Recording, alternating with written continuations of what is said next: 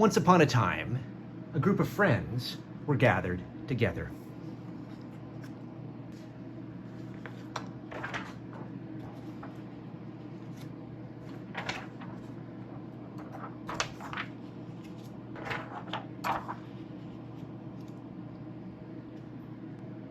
And suddenly, from heaven, there came a sound like the rush of a violent wind, and it filled the entire place where they were staying.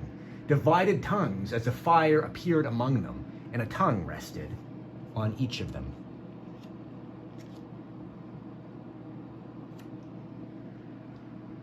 All of them were filled with the Holy Spirit and began to speak in other languages as the Spirit gave them ability.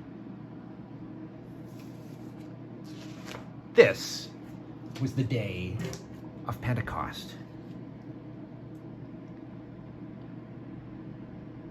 Now, there were people from everywhere under heaven living there in their city.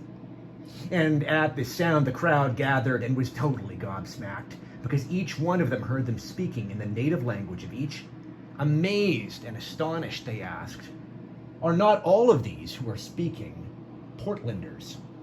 And how is it that we hear, each of us, in our own native language?" I mean, we're Californians, Washingtonians, Alaskans, and people from Monrovia, New York, and British Columbia, England and Holland, Kenya and Cyprus, Nigeria, and the parts of Oregon hoping to join Idaho, and visitors from the coast, both hipsters and libertarians, boomers and millennials. In our own languages, we hear them speaking about God's deeds of power.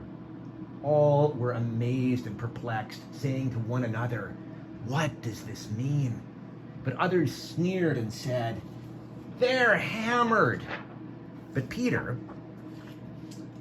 standing with the 11, raised his voice and addressed them.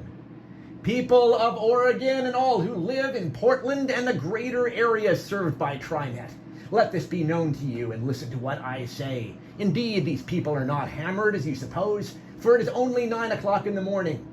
I mean, I guess they still could be hammered from the night before, but they're not. The point is that they are not hammered. No, this is what was spoken through the prophet Joel.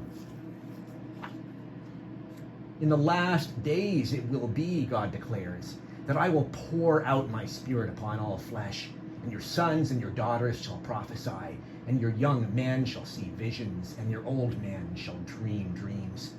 Even upon the least of these, both men and women, in those days I will pour out my Spirit, and they shall prophesy. And I will show portents in the heavens above, and signs on the earth below.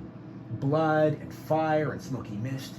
The sun shall be turned to darkness, and the moon to blood, before the coming of the Lord's great and glorious day. Then everyone who calls on the name of the Lord shall be saved."